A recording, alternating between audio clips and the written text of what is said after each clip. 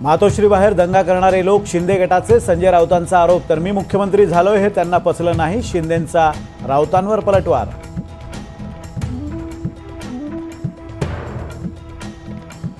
राज ठाकरे कारण नसताना माझं नाव घेतात. राज यांच्या आरोपावर शरद पवारांचं प्रत्युत्तर. तर अजित पवारांच्या पिंक जॅकेटवरही पवारांची बिश्कील टिप्पणी.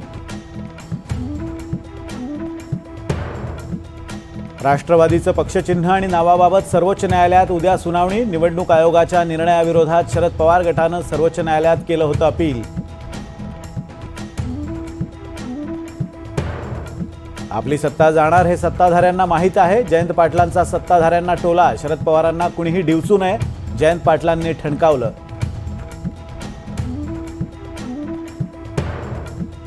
देवेंद्र फडणवीसांच्या उपस्थितीत सह्याद्री अतिथीगृहावर बैठक. टाटा आणि आवाडा कंपनीसोबत 5,630 मेगावॅट वीज निर्मितीसाठी करार. जवळपास 24,632 कोटींची गुंतवणूक करणार.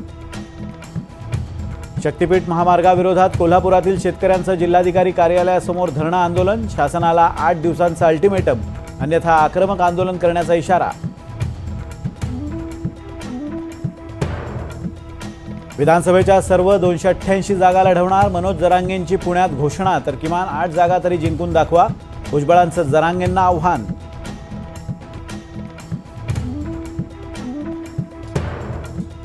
पुण्यातील जरांगेंच्या शांतता रॅलीत 9 लाख रुपये किमतीच्या वस्तूंची चोरी. गर्दीचा फायदा घेत चोरट्यांनी सोन्याच्या चेन, मोबाईल फोन आणि रोख रक्कम केली लंपास.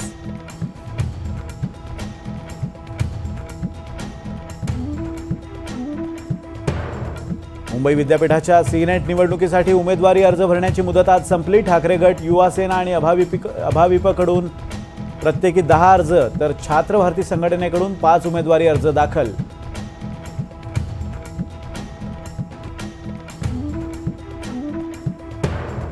केशवराव भोसले नाट्यगृहाच्या पुनर्बांधणीसाठीच्या बैठकीत माजी खासदार संभाजीराजे आक्रमक. पुनर्बांधणीमध्ये घोळ झाल्यास तुम्हाला जबाबदार धरणार, संभाजीराजेंनी हसन मुश्रीफांना दरडावलं.